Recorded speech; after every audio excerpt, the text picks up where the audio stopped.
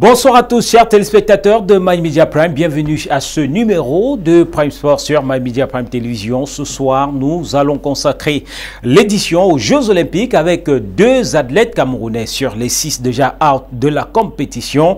La tennis, celle-là qui participe au tennis de table, Sarah Anfou, qui est hors de la compétition, tout comme le jeune Guichet qui lui aussi a été sorti dès la première série de nage pour ce qui est de sa participation de ce côté-là. Guichet qui a de belles performances sur le plan local, mais qui, sur le plan olympique, malheureusement, n'aura pas réussi à se qualifier pour la suite de la compétition. 4 autres athlètes sont à suivre pour la suite dans ces Jeux Olympiques. Que peuvent-ils véritablement apporter pour ce qui est de la Team Cameroun? C'est l'analyse que nous allons tenter de faire dans le cadre de cette édition de Prime Sport. Une analyse que nous ferons avec nos invités. À côté, nous parlerons de la saison de football qui se prépare et qui va être lancée dans quelques semaines. Saison de football malheureusement tumultueuse en termes de préparation puisque seules quelques équipes ont jusqu'ici réalisé leurs assemblées générales. Mais le constat général jusqu'ici fait aussi, c'est que pour beaucoup, il y a de nombreux arriérés de la part de la Fédération camerounaise de football. Comment comprendre cela? C'est aussi l'objet des débats dans le cadre de cette édition. Madame, Monsieur, on s'installe confortablement. Bienvenue à cette édition de Prime Sport.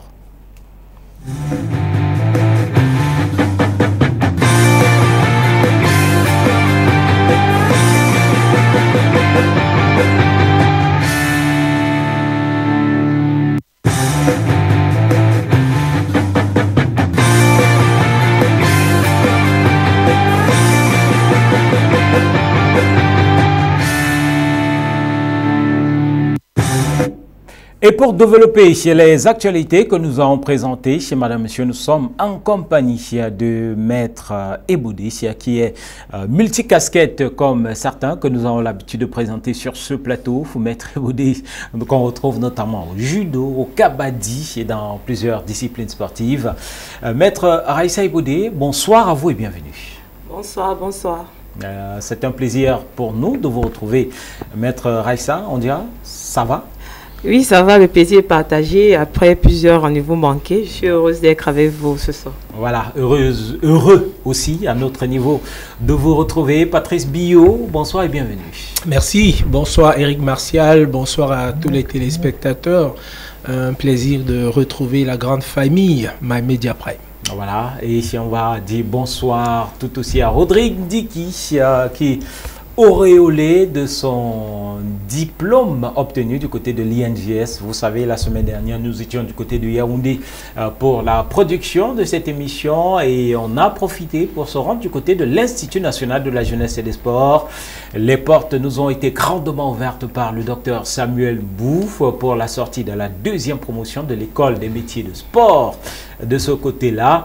Et parmi les récipiendaires, un certain Rodrigue Diki, que nous accueillons avec plaisir. Rodrigue, voilà, bonsoir. Auréolé donc de ce magnifique diplôme d'éducateur ou de moniteur d'éducation physique et sportive. Rodrigue, bonsoir. Bonsoir, bonsoir Martial, bonsoir au panel, bonsoir à tous les téléspectateurs de My Media Prime. C'est un plaisir d'être toujours à la maison.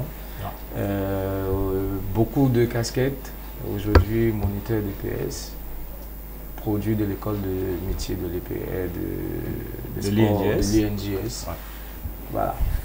Allez, de plus. Allez, peut-être on verra la photo de Rodrigue auréolé de son diplôme tout à l'heure. Mais en attendant, Madame, Monsieur, on entre tout de suite dans le vif du sujet autour donc de ces Jeux Olympiques. Les Jeux Olympiques avec un certain Marchand qui fait la pluie et le beau temps de ce côté-là dans les bassins donc de Paris.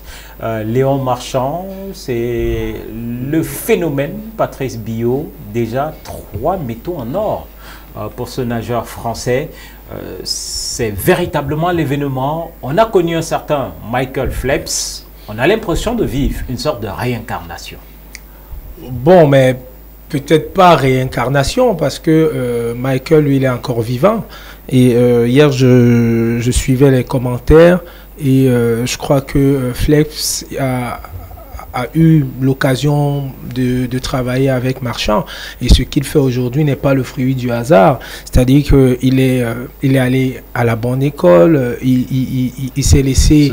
il a préparé ces Jeux Olympiques du côté des États-Unis, voilà, et aux côtés d'un certain Michael Phelps. Donc, je sais pourquoi je dis que il est rentré juste dans la continuité. Vous savez, pour arriver à ce niveau de performance, il faut se préparer. Il n'y a que chez nous qu'on croit que le hasard, les générations spontanées peuvent voir le jour tous les jours. Non, attention, la France a été consciente de l'organisation de cette compétition et a su quelles sont ses valeurs, ses potentiels et quelles sont les disciplines dans lesquelles elle pouvait s'affirmer, et elle n'a pas lésiné sur les moyens. Ils avaient la possibilité de travailler en France, mais ils se sont dit non, il faut qu'on aille là où on a des performeurs. Ils sont allés du côté des États-Unis, et la chance pour le jeune Marchand, qui n'a que 22 ans, ça il faut le dire, c'est qu'il a côtoyé le haut niveau en travaillant avec un monsieur comme Phelps, qui lui a certainement donné les clés. Non seulement comme Phelps, mais aussi avec l'entraîneur.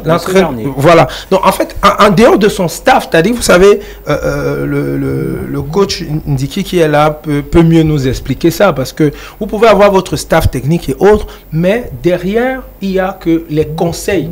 C'est ce qu'on appelle le spécifique. C'est-à-dire, le spécifique a ceci de particulier, qu'on te met dans les situations, les conditions réelles.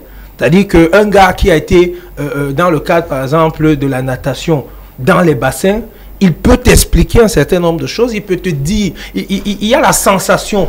C'est-à-dire, il peut t'expliquer un certain nombre de choses, il peut te dire un certain nombre de choses que tu peux expérimenter dans les bassins. Et je crois que ça aussi, ça a pu avoir son avantage. Donc, moi, je crois qu'aujourd'hui, on peut parler de X, de Y, mais les Français, quand même, au moins pour les 5 premiers jours de compétition, ne sont pas ridicules. On se rend bien compte qu'ils sont, je crois, à la 2e marche de podium derrière la Chine et le Japon. Donc, en attendant, parce que ce qui est su avec la rentrée en jeu de l'athlétisme, voilà, les compétitions avec beaucoup plus d'enjeux, beaucoup plus de participants arrivent. Ouais, par exemple, l'athlétisme qui va rentrer en jeu aujourd'hui, ça risque d'être beaucoup plus compliqué pour eux, mais au moins, il faut féliciter le travail de ce jeune homme. 3 médailles pour lui. On dit, il en reste et il peut encore aller chercher, et je crois que au moins, et je suivais encore les commentaires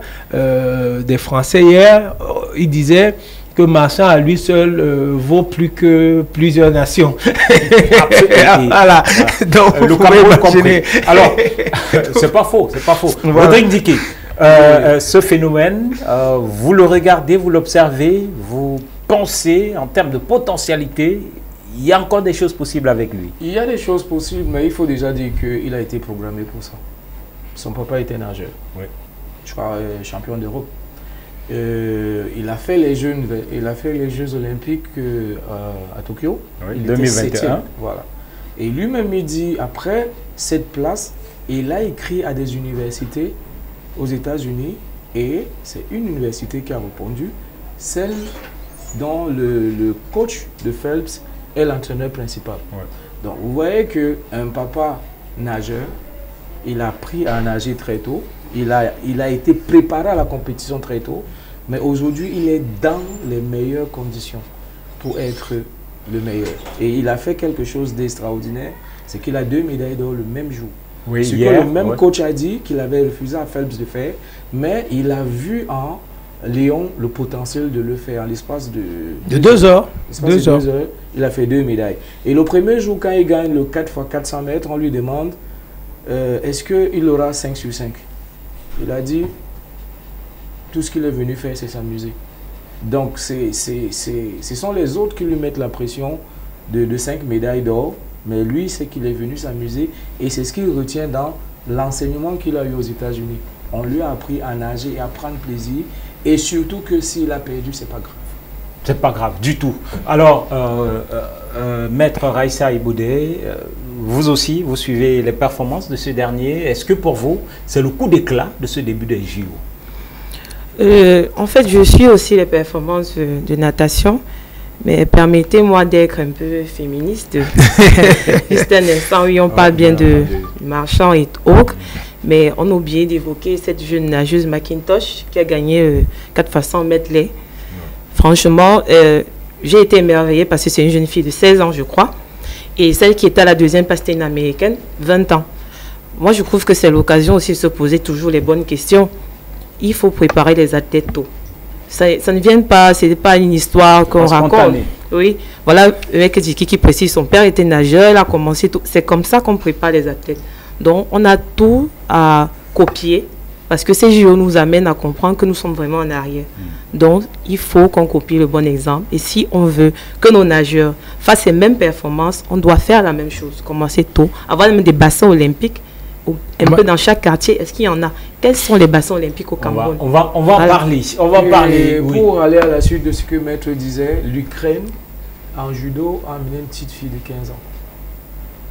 Il faut oser. À 15 ans, elle a perdu. Dans quelle catégorie? 57, parce que oui, c'était 57. La championne.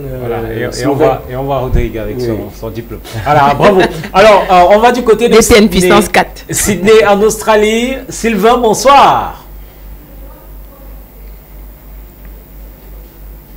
Bonsoir Sylvain Kwambi. Bonsoir Sylvain. Voilà, Sylvain, j'espère qu'on va... Il est positionné, on va l'écouter d'un moment à l'autre. Voilà, après avoir évoqué ces phénomènes d'entame des Jeux Olympiques, on rentre un plein pied dans ce qui nous concerne avec les 2 Camerounais déjà éliminés. Et on va commencer par la natation, justement, puisqu'on a parlé de natation. Le jeune Guichet qui est sorti, est-ce qu'on dira par la petite porte, mon cher Patrice Biot, 6e sur 7 dans sa série, le jeune Guichet, qu'il faut, il faut le préciser, invité, un peu comme l'autre nageuse camerounaise dans ces Jeux Olympiques. Pour beaucoup, il fallait aller apprendre, pour d'autres, voilà, on aurait espéré mieux. Oui, mais vous savez, les Camerounais, parfois, font comme s'ils sont parano. On ne parle pas du football, où vous avez les centres de formation à gauche et à droite. On ne parle pas de handball, on ne parle pas de basket, on parle de natation quand même. Et vous savez que c'est l'une des disciplines les plus complexes dans le sport. C'est... Pour performer en natation, il y a quand même un certain nombre d'éléments. Tout ce que nous faisons ici, excusez-moi, mais on n'est même pas encore au début de l'apprentissage en termes de natation. Donc, on ne peut pas espérer quelque chose de grand avec nos nageurs camerounais. Parce que déjà, il faut se poser la question de savoir et mettre, déjà, ouvrir la porte à cela. Qu'est-ce que nous avons comme infrastructure? Est-ce que nous avons des infrastructures de natation au Cameroun? Vous avez la piscine semi-olympique à la Cité SIC. Vous avez une autre semi-olympique à Bonabéry, comment tu as... sa élégance précise là-bas. Bon, qui n'est pas encore à Japoma, qui n'est pas encore fonctionnel. Je crois, est-ce qu'elle est même olympique? Elle doit être sémi. Je crois que tout ça elle a été annoncée comme bon, en plus, et elle n'est même pas encore opérationnelle. Donc, vous voyez que quand vous avez des athlètes qui se battent du mieux qu'ils peuvent ici, essayent de faire ce qu'ils font. Champion d'Afrique. Oui, il peut être champion d'Afrique, champion du Cameroun, mais aller titiller les cadors, c'est compliqué. Vous verrez même, parce qu'il faut aussi qu'on dise aux téléspectateurs, hein, les Africains, c'est-à-dire comme les Guichets et autres, quand ils vont, ils ont leur degré de compétition. C'est-à-dire parce que à l'époque, quand les Africains y allaient, on les mettait, c'est-à-dire au classement, ils faisaient le tirage général, Et on connaît tous l'histoire. Il y en a qui restaient dans les bassins. Et c'est pour éviter ce... Notamment le cas voilà. guinéen en 2008. Voilà. 2004 gagné. Voilà. Et c'est pour éviter... Non, qui est sorti... non, mais en fait, dernier, c'est-à-dire que sur 200 mètres... 30 minutes après tous les autres. Voilà, sur 200 mètres, il ne parvient même pas. C'est-à-dire, pendant que les gars bouclent, lui, il est encore en train d'aller au 100. Il est encore en train d'aller au 100 mètres. Donc, mais il avait tenu à terminer sa... Oui. C'est ce qui avait fait... C'est tout à son honneur. Oui. Il a terminé. Il a terminé. C'est ça le plus difficile. Donc, ce que je veux dire, c'est qu'aujourd'hui, on encourage. C'est-à-dire que le CIO encourage les Africains à davantage investir dans cette discipline, à mettre les moyens. Donc, c'est pourquoi vous avez des garçons comme des guichets et autres qui sont invités. Et là, ils compétissent dans... Oui, mais c'est la fédération qui désigne, parce que c'est les places d'invitation sont envoyées à la fédération. Oui. Voilà, qui non, choisit. Mais peu importe que ce soit un guichet ou que ce soit n'importe qui. Voilà. Vraiment, il fallait pas s'attendre. Même état d'esprit. Oui, il fallait pas s'attendre à mieux. En fait, quand ils y vont, c'est pour beaucoup plus apprendre et se faire des contacts. Donc pour vous, Patrice, le fait qu'il ne soit pas sorti dernier de cette série, c'est déjà quelque chose. C'est ce que je peux sembler retenir de ce que vous dites. Oui, bien sûr. Je voudrais prendre l'avis de Sylvain. Sylvain Kwambi, bonsoir. J'espère que cette fois c'est la bonne. Depuis Sydney, en Australie. Sylvain, bienvenue. Sylvain Kwambi. Bonsoir Eric Martial-Ndiomo, bonsoir à tout le panel ainsi qu'à tous les téléspectateurs. Alors, Sylvain, c'est vrai, l'Australie, on voit, évolue de façon, je ne vais pas dire branque-ballante jusqu'ici, mais n'occupe pas le top du tableau malgré voilà, la forte délégation envoyée de ce côté-là. Sylvain, avant d'évoquer l'Australie, restons sur le Cameroun et les 2 premiers athlètes sur les 6 qui sont rentrés en compétition sont déjà éliminés. Est-ce que pour vous, ça signifie que la marche est trop haute pour les Camerounais dans cette compétition, ces Jeux Olympiques?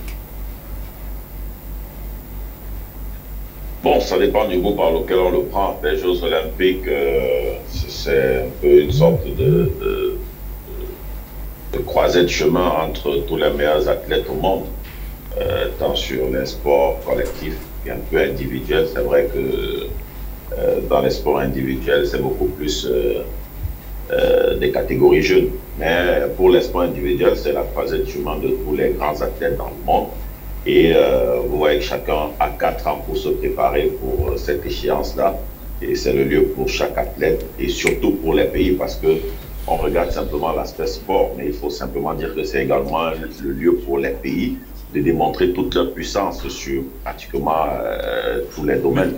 Donc pour le Cameroun qui n'est qu'une petite, je ne sais pas si je vais dire puissance, mais qui est quand même un continent, il faut déjà voir que lorsqu'on va aux Jeux Olympiques, la délégation détermine déjà ce que pourraient être vos résultats. Et lorsque vous partez simplement avec 6 athlètes, vous voyez que vos chances sont de plus en plus infimes d'espérer remporter des médailles. Donc pour le Cameroun, ce n'est pas surprenant, c'est bien pour les athlètes surtout qui ont la possibilité de se frotter aux autres athlètes du monde entier et de découvrir, si on peut dire ça comme ça entre guillemets, parce que quand même avoir les minima, c'est parce que vous êtes quand même passé par une compétition qu'on peut estimer haute. Donc pour le cas de nos athlètes, il ne fallait pas peut-être s'attendre à ce qu'ils battent des records, mais au moins s'attendre à ce qu'ils performent maintenant. C'est là peut-être les records nationaux au Cameroun. Oui, c'est ce que je voulais dire. Donc d'une manière ou d'une autre, leurs records sur le plan national ont été améliorés. C'est déjà un plus. Donc ils ont certainement appris quelque chose de cette rencontre-là avec les autres dans le monde. Ça leur permettra de gagner en expérience. Mais le problème n'est pas de gagner en expérience, c'est comment est-ce qu'on capitalise cette expérience une fois qu'on est rentré pour se préparer pour les 4 prochaines années. Et c'est à ce niveau donc que le comité national olympique est interpellé, ainsi que la fédération.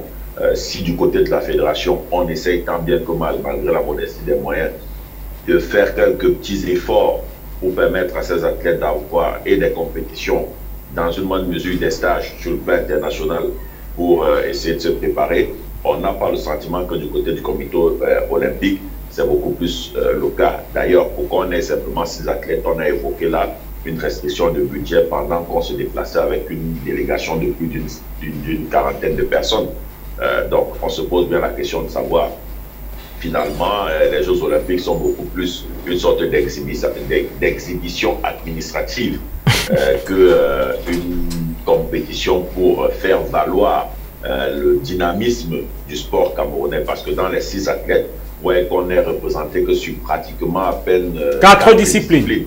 Sur 4 disciplines seulement. Pourtant, le Cameroun compte quand même plus d'une quarantaine de fédérations.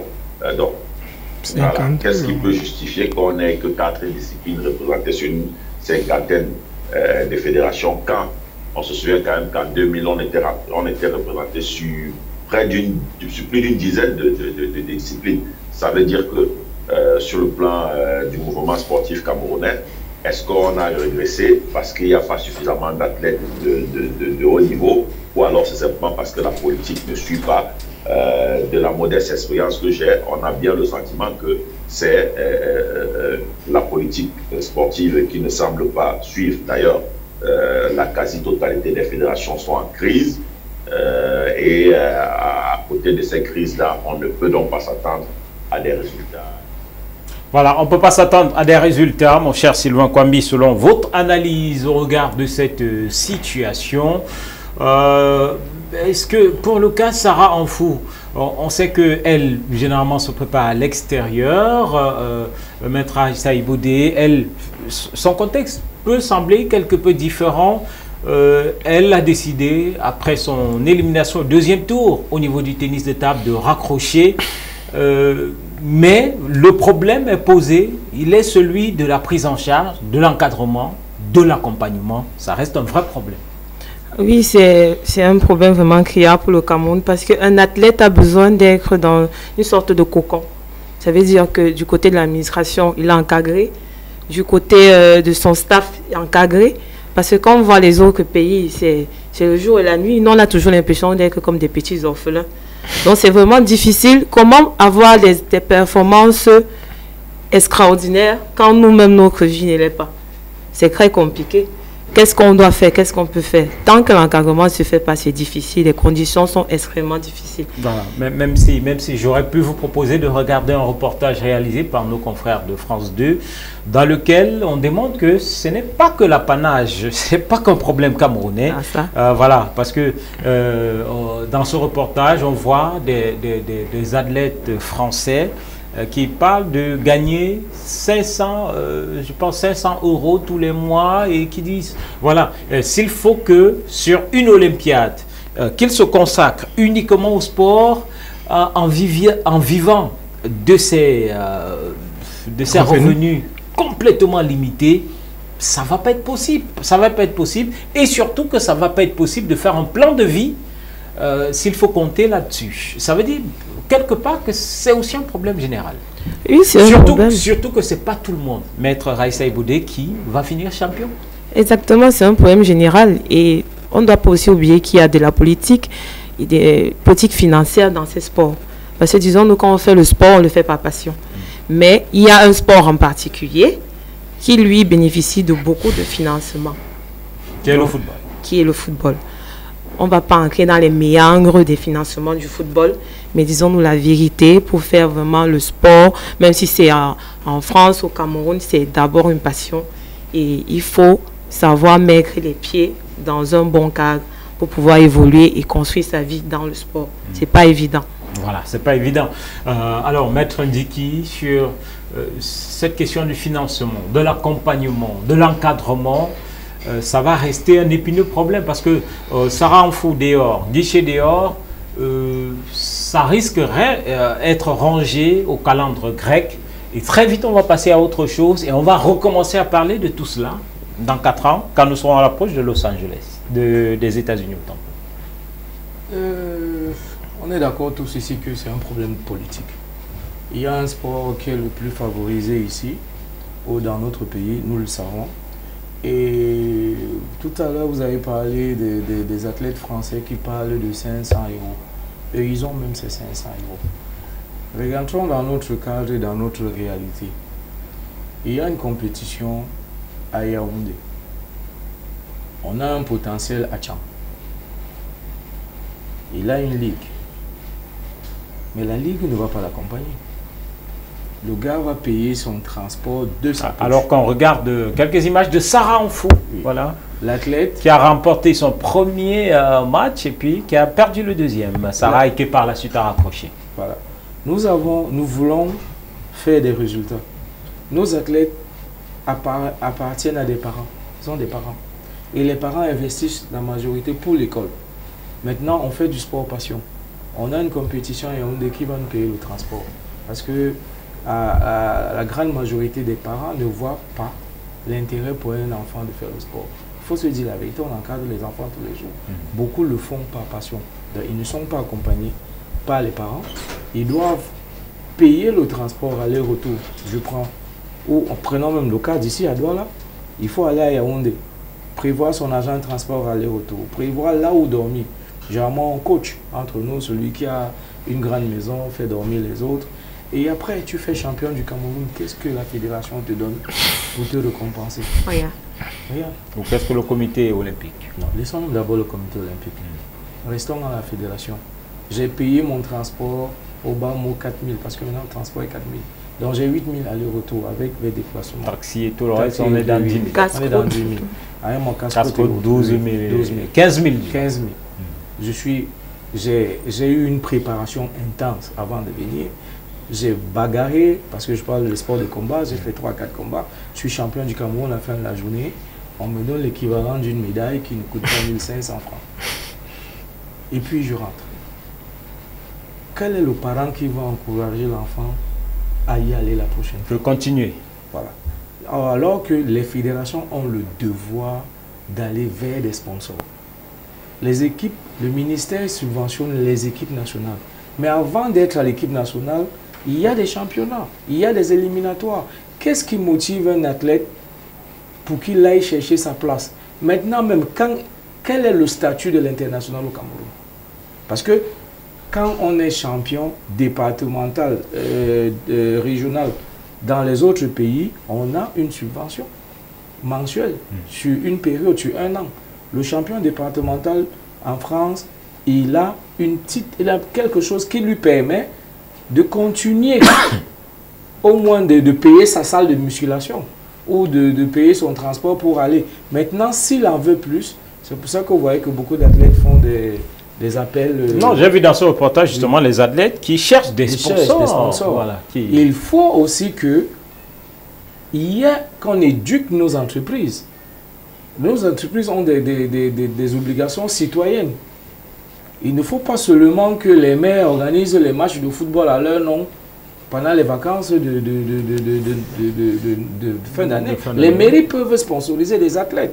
Les entreprises qui ont cette rubrique peuvent aider les athlètes. Il faut déjà qu'il y ait on va se rendre compte que sur nos 6 athlètes, puisque on va constater que ce sont les sports individuels qui sont représentés pour le compte du Cameroun. Il en reste 4. Avant d'évoquer ces 4, Patrice Billot, on a regardé Sarah Amfou tout à l'heure, qui finalement prend sa retraite après cette sortie prématurée des Jeux Olympiques de Paris.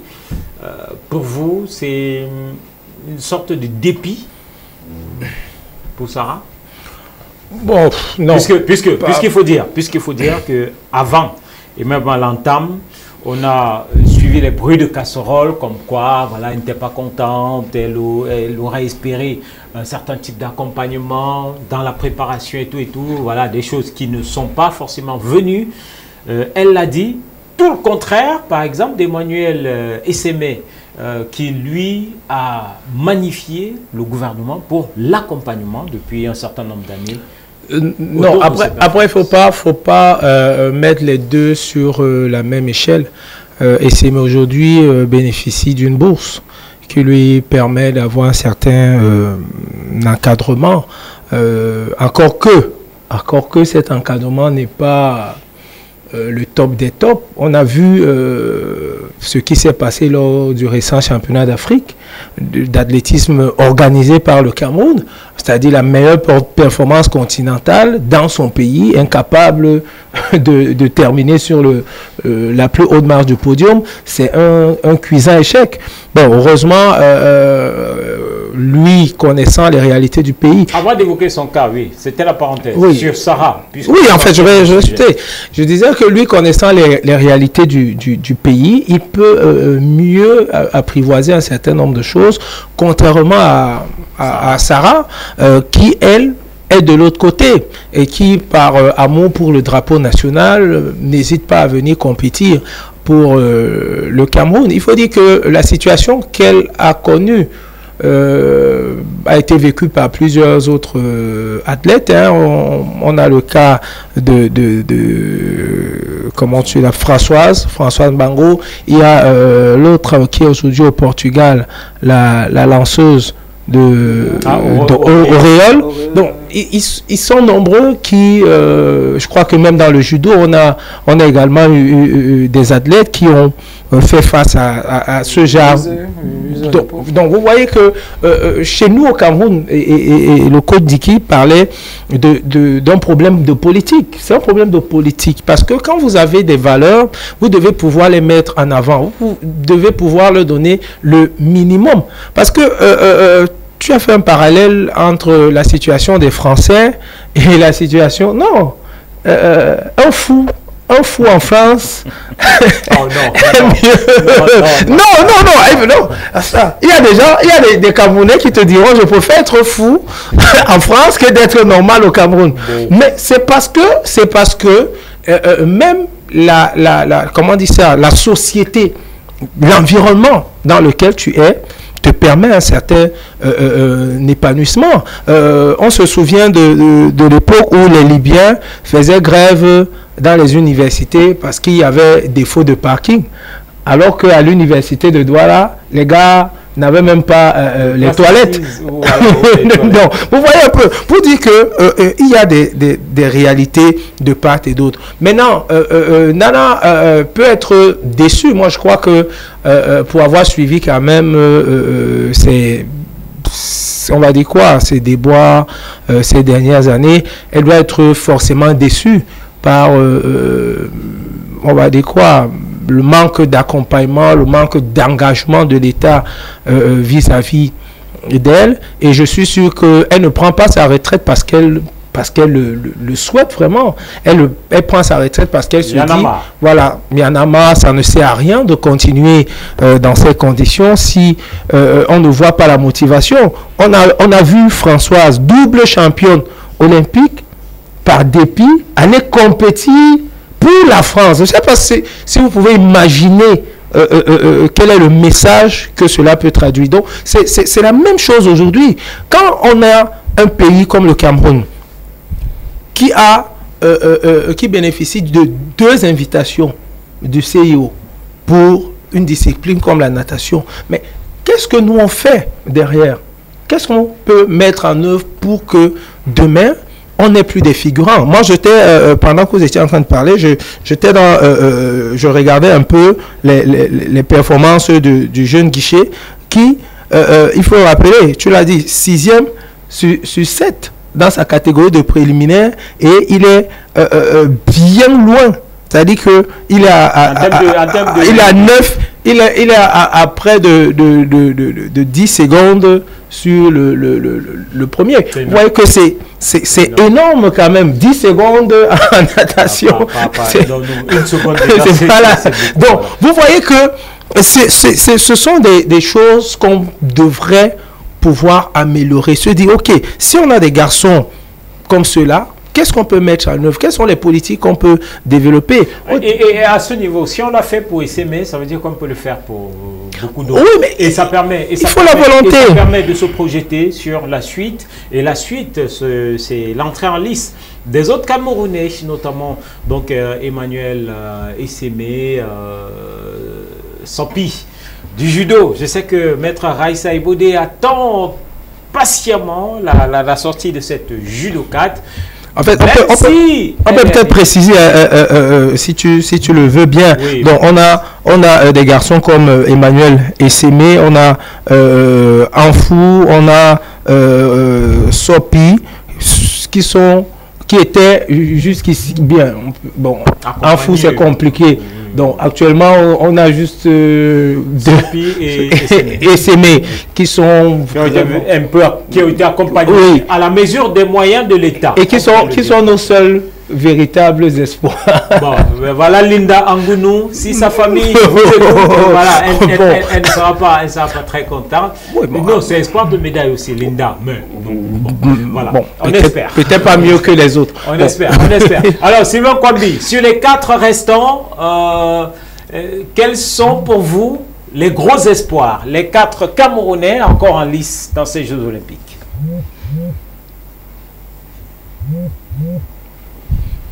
Voilà, Sylvain, que j'espère qu'on va trouver. Raïssa, Sylvain, vous m'avez écouté. Sur les 4 Camerounais encore à lice, pour vous, quels sont les gros espoirs? Bon, il faut beaucoup plus s'attendre à des exploits qu'à des espoirs. Donc, sur les 100 mètres, on peut s'attendre à ce que SMA peut-être fasse un exploit. Peut-être pas remporter la médaille d'or, mais améliorer son temps, parce que c'est surtout le plus important. Et améliorer son temps lui permettra justement de monter un peu plus d'un cran dans sa discipline. Donc maintenant, en judo, c'est vrai que là, c'est le domaine de Maître Digui. Donc là, tout dépend de la concentration, surtout parce que au judo ça se joue à des petits détails, donc c'est pas forcément, surtout quand vous êtes dans la même catégorie, vous avez chacun affine sa technique, après ça se joue à des petits détails, un petit manque de concentration et puis c'est fini, vous êtes sur le tapis. Donc moi je m'attendrais beaucoup plus à peut-être des exploits. J'ai pas très grand espoir quant à une quelconque médaille, mais maintenant pour SMS, c'est vrai que ces derniers temps, il a fait de très belles choses et du coup, ça pourrait susciter un très grand espoir. Et malheureusement, les Jeux africains n'ont pas été satisfaisants. Les championnats d'athlétisme. On pourrait se dire qu'ils se réservaient pour la grande compétition que sont les Jeux olympiques. Donc, attendons de voir, surtout qu'il m'a l'air très confiant de ce que j'ai vu dans les dernières images qu'on a projetées de lui. Il a l'air très confiant, il semble se sentir bien, surtout qu'il est pratiquement une petite star du côté de Paris. Il ne fait pas un pas sans signer les autographes. Donc cela, c'est bien. Il semble qu'il a eu une très bonne préparation au regard de tout ce qu'il a produit durant la saison. Donc, s'il fallait peut-être avoir un brin d'espoir, je miserais un peu sur lui et peut-être sur la judokate. Donc, attendons de voir. Mais ce que je dis, c'est que le plus important pour eux, c'est surtout d'améliorer leur performance. Mais l'autre point que je voulais quand même évoquer, c'est que au-delà de tout ce qu'on dit, tant que la politique ne suit pas, observez bien ce qui se passe au Comité national olympique. C'est un grand rendez-vous, pas seulement pour les sportifs, pour tout ce qui tourne autour du sportif. Je voudrais vous poser la question, si vous avez souvenance d'un journaliste camerounais en dehors du média national qui a déjà couvert la compétition, les Jeux olympiques. Je ne sais pas si vous avez souvenance, vous, Eric Martial Jomo, vous étiez un peu dans le métier avant nous autres ici, mais je n'ai pas souvenance d'un journaliste qui a couvert les Jeux olympiques en dehors de quelques rares journalistes du côté du média national, simplement parce que le Comité national olympique n'accrédite aucun journaliste. Et c'est la seule entité habilitée à accréditer les journalistes au Cameroun. Donc, lorsque vous vous rapprochez du CIO, par exemple, on vous renvoie vers votre Comité national olympique. Et quand vous arrivez là-bas, on vous fait comprendre que les places sont tellement réservées qu'il n'y a même pas possibilité d'accréditer un journaliste. Résultat de course, aucun journaliste camerounais n'a la capacité. Le seul moyen aujourd'hui, heureusement que la FIFA a trouvé un moyen de contournement en ouvrant des accréditations pour permettre aux journalistes de couvrir la compétition, mais cela beaucoup plus dans la branche sport. Parce que la branche football. Vous serez obligatoirement confiné dans le football. Donc, il n'y a même pas un seul journaliste qui puisse écrire l'histoire des Jeux Olympiques de quelques teams Cameroun que ce soit, en dehors de quelques rares, comme je le dis souvent du côté du média national. Donc, ça veut simplement dire que les Jeux Olympiques, en fait, si on essaie d'avoir une analyse de ce qui se passe, c'est simplement une compétition d'exhibition et une compétition budgétivore pour l'administratif. Et c'est normal que les athlètes à chaque fois se retrouvent comme Françoise Bango, double médaille d'or qui a fini par compétir pour la France, Orion Dogmo qui a fini par aller compétir pour le Portugal. Heureusement qu'Essemé, lui encore, essaie de tenir le coup jusqu'où ça va arriver. Voilà Anfou qui est tellement déçue, il faut le rappeler, elle s'est beaucoup plainte pendant la préparation et elle s'est pratiquement battue pour la plupart du temps de ses propres moyens pour pouvoir se préparer. Donc, finalement, se pose bien la question de savoir à quoi nous sert finalement ce comité national olympique, si ce n'est justement à distraire, si on va dire ça comme ça, de l'argent, aller se pavaner dans des pays où se jouent des compétitions comme les Jeux Olympiques et d'autres jeux à caractère olympique. Et après, basta. Quand on sort de là, vous allez peut-être entendre que le bilan sera que certainement il y a eu fuite des athlètes, peut-être fuite de certains membres de la délégation, parce qu'il est difficile d'évaluer exactement quelle est la quantité des accréditations qui sont généralement mises à la disposition de ce comité olympique. Donc peut-être ça sert également de fugue pour certains Camerounais, et résultat de course, on pourrait se retrouver, pourquoi pas, dans ce qu'on a vécu du côté de la Fédération camerounaise de handball dernièrement. On fera le bilan. On fera le bilan à leur retour. On verra qui est là, qui n'est pas là. Alors, on termine rapidement sur ce qu'on peut attendre des 4 athlètes encore en lice. J'imagine pour vous, Maître Raissa Ibodé, que la petite fleur ou la petite pièce va être placée sur la judoka Tsopi. Qui sera face à Soné, la japonaise. Oui, c'est compliqué. Le tirage au sort est parfois ingrat. Ouais. On aurait aimé qu'avec plus de chance, elle ne commence pas par elle, par un gros morceau. Mais qui est la championne, soit championne du monde, championne du monde et championne olympique aux Jeux de Tokyo. Qu'elle est championne. 2021. Et championne des Jeux asiatiques aussi, en 2018, quelque chose comme ça. Ce sera un combat, c'est la guerre.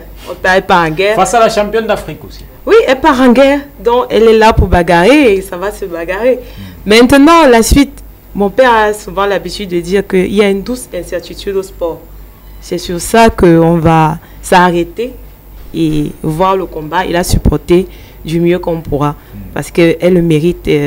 Elle a déjà beaucoup souffert, beaucoup eu de problèmes dans ce judo, et c'est vraiment une récompense, même où elle est arrivée, c'est déjà... C'est les plus de beaucoup. 78 kg. Oui, oui. Donc déjà, à ce niveau où elle est, franchement, c'est toutes mes félicitations, c'est déjà beaucoup, elle a beaucoup fait. Et non, c'est un discours défaitiste un peu. Non, pas défaitiste, c'est pas défaitiste, mais il faut savoir que ce n'est pas évident, même dans nos fédérations de judo, c'est pas évident. Donc déjà, arriver à ce niveau dans l'encadrement qu'on connaît, elle a reçu, arriver même à avoir le mental, parce que moi je la suis, je vois ses vidéos, ses réels, ses publications, tu sens qu'elle est bien dans sa tête, donc elle est free, elle est ouverte, et c'est là où le danger. Sonner. Oui, elle est ouverte d'esprit, et généralement l'outsider, c'est comme ça qu'il doit être, et elle est dans les meilleures dispositions dans sa tête, parce qu'elle a le mental, parce que c'est à forger, c'est pas c'est une dame, donc je me dis que pourquoi pas. Et on va l'encourager du mieux qu'on pourra. Bien entendu. Et on espère que plus tard, ce sera mieux pour les judokas. Voilà, parce qu'en principe, on a dit Emmanuel Essemé, Sopi Bella, réelle chance de médaille, parce que si Sopi bat Soné, on peut s'attendre à ce qu'elle aille très loin dans sa catégorie, à mettre Rodrigue Ndiki, mais il y a cet obstacle à franchir. Il y a 2 semaines, j'étais déjà ici. Je vous ai dit que je n'attendais pas une médaille d'elle, mais que j'espérais qu'elle aille le plus loin possible. C'était avant le tirage au sort. Ouais. Ça, c'est ce que je vous ai dit il y a 2 semaines avant le tirage. Maintenant, le tirage est tombé. Sauf que Ifumi Abe, Uta Abe, la sœur de l'autre, championne olympique en titre, est tombée au 32e de finale. C'est bien de le préciser. Face à une Ouzbek. Et l'Ouzbek est arrivé en finale. Et la Ouzbek, sur son chemin, a battu Amandine Bouchard en demi-finale. Donc, c'est à terre. C'est notre langage. C'est sur le tatami. C'est au sol. Sur le tatami.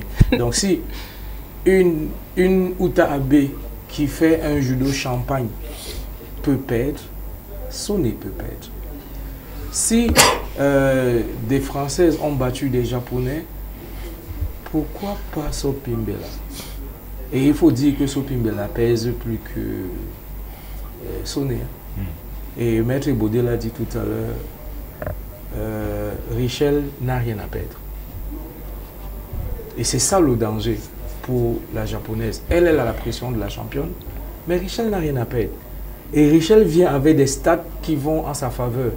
Elle a fait vice-championne d'Afrique l'année dernière et sur 4 compétitions d'affilée, elle s'est qualifiée pour les Jeux Olympiques. Elle est 4e mondiale actuellement, je pense, dans sa catégorie. Non. C'est pas ça. Non. Elle peut pas. Tu peux pas voir ce classement là et avoir ce tirage. Non. Je vais vous rappeler que Non, mais c'est bien dit. Oui, parce que ça circule. Teddy Riner est venu faire le tournoi, le dernier tournoi qualificatif à Marrakech, parce que il voulait améliorer sa position. Son ranking. Par rapport au tirage. Il voulait être 7e au pire des cas. Pour éviter les lourds. Richel est qualifié continental, elle n'est pas qualifiée direct. Ce sont les 20 premiers qui se qualifient direct. Donc les 20 premiers sont qualifiés. Alors peut-être 4e Afrique. Oui, sur le continent. Je retrouve en tout cas elle est qualifiée mes chiffres, les statistiques. Oui, elle n'est pas qualifiée direct. Voilà, donc quand on est qualifié continental, on est dans les 32 poussières. Pas dans les 20. Bon, c'est important de le dire. Et je voulais peut-être tout à l'heure parler du calendrier et j'en riais un tout petit peu pour dire que c'est comme ça même au foot. Le premier de la poule joue le dernier de l'autre poule. Non, en fait, une façon de dire que les meilleurs ont toujours le meilleur classement, c'est-à-dire le meilleur tirage, on les met avec des personnes un peu plus faibles. On appelle ça l'avantage du champion. Parfois, il est exemple du premier. Voilà. Parce qu'on récompense ses efforts et son statut. Maintenant, parlons d'Emmanuel. J'ai envie de croire. Parce que je vous ai dit la dernière fois que quand on est sur un plateau et qu'on s'adresse à des gens qui nous écoutent, quand on fait de l'analyse, il faut parfois laisser la passion et présenter les choses. Moi, le Emmanuel que j'ai vu au championnat d'Afrique ne m'a pas du tout rassuré. J'ai envie de croire qu'il se réservait, il voulait éviter une blessure, mais aux 200 mètres, il n'a pas fait les plans. Parce que là, il fallait sauver les mains. Et le Libérien, là, est fort. Et le Libérien, je crois, au dernier pas le meilleur mondial aussi. Aux derniers Olympiques, il était 7e aux 200 mètres. Et ce Libérien l'a toujours battu. Donc, si déjà on arrive et qu'on est 3e médaillé de bronze au pays après Photofige, alors qu'on a promis qu'on va tout faire, je ne crois pas que c'est face à tous ces gars que je vois. En fait, vous ne rêvez pas. Non, moi je rêve. Non, après, moi par rapport à... J'ai envie de croire plutôt qu'un exploit peut se produire en judo nous amène loin. Mais il n'y a pas beaucoup d'espoir en athlétisme. Bon, par rapport à l'athlétisme, moi, pour essayer, je ne le vois peut-être pas médaille d'or, médaille d'argent, médaille de bronze. Pour moi, la fierté serait au moins, c'est-à-dire qu'il passe déjà à la phase de qualif et peut-être qu'il se retrouve dans la deuxième série. s'il parvient déjà à être parmi les voilà, dans la deuxième série, c'est quelque chose d'énorme. Il peut arriver en demi-finale ou finale, c'est ce qu'on mais il faut dire que sur les Jeux Olympiques précédents, on a vu, j'oublie son nom, Idrissa, non Idrissa, je vais retrouver le nom, traverser... oui, la première série. Voilà, je crois qu'il a le potentiel. Il a le potentiel. Il a fait les résultats dans les Golden League. Il est champion d'Afrique en titre. Donc, mais je dis, par rapport à il y a un mois, c'est vrai que... non, mais je crois que... Et d'ailleurs, si on écoute nos confrères de la CATV présents sur place, il y a un gros travail qu'il là-bas. Oui, bien sûr. Parce que voilà, il prend les choses très au sérieux. Alors, Sylvain, on sort de ce sujet avec vous. Mon cher Sylvain, comment est-ce que ces Jeux Olympiques sont vécus du côté de Sydney, où vous vous trouvez, quand on sait que l'Australie a une très forte délégation à Paris? Non, il faut simplement dire que c'est une grande effervescence ici. Les Australiens, c'est vrai, les Australiens ont beaucoup plus de sports qui les attirent, notamment le rugby, le cricket. Ils ne sont pas trop fans de football. C'est pas une grande nation de football, il faut le dire. Mais vous voyez quand même que l'Australie a une particularité à ces Jeux Olympiques, au-delà des sports qui leur sont propres de manière traditionnelle. C'est qu'ils sont pratiquement en train de dominer la natation qui était autrefois tenue par les États-Unis. Les États-Unis. Voilà, pas les États-Unis. C'est simplement parce qu'ici, il y a toute une politique qui permet à ce que la natation soit devienne comme une sorte de religion. Il y a des bassins un peu partout. Il n'y a pas une seule, comment est-ce que je vais dire, il n'y a pas un seul quartier, il n'y a pas une seule ville, il n'y a pas un seul coin où vous ne trouvez pas des bassins un peu partout. C'est vrai, c'est déjà un pays entouré d'eau pratiquement, totalement. Mais à côté de ça, ils ne se contentent pas d'être entourés d'eau. Ils mettent de l'eau à la portée de tout le monde, surtout des plus jeunes, pour qu'ils puissent se préparer. Et le résultat, vous le voyez au niveau des Jeux Olympiques, ils sont pratiquement en train de dominer cette discipline-là. Et même sur le plan du football, on voit quand même que l'Australie est en train de revenir un peu sur la scène, pas tout simplement parce qu'il y a une politique qui commence ici à intéresser les jeunes au football. Donc, je ne veux pas parler de leur discipline mère qui est le rugby. Le rugby, oui. Ils s'en sortent. Tant en dames qu'en messieurs. De manière générale, c'est l'effervescence. C'est l'effervescence ici. Il ne se passe pas un seul instant sans que vous n'entendez parler des Jeux Olympiques. Tous les programmes ici, quelle que soit la chaîne sur laquelle vous captez, c'est Jeux Olympiques, de très fortes délégations. J'aime parler beaucoup plus du côté médiatique parce que cela est envié et je ne comprends pas comment est-ce qu'on a un comité olympique qui ne parvient pas à travailler à ce que ce côté médiatique soit, parce que c'est aussi ça la puissance d'un pays, cet aspect médiatique là. Mais chez nous, c'est pratiquement renvoyé au calendrier grec, c'est pratiquement négligé. Et face à cela, on ne peut que continuer à admirer les autres, on ne peut que regarder les autres avec un regard admiratif, simplement parce que chez nous, aucun effort n'est fait pour accompagner tout le mouvement sportif dans son ensemble, pas simplement le côté sportif, mais aussi le côté communication. Et lorsque vous êtes dans ce type d'environnement, vous ne pouvez que apprendre. Et c'est une très grosse expérience de vivre cette compétition, bien que pas sur le site, mais loin du pays, dans un autre contexte. Et ça vous permet quand même d'apprendre beaucoup de choses. Et pourquoi pas d'améliorer les choses lorsque le moment sera peut-être venu d'implémenter tout cela. Voilà. Alors, ça permet que nous sortions et que nous abordions la dernière ligne droite de cette édition de Prime Sport.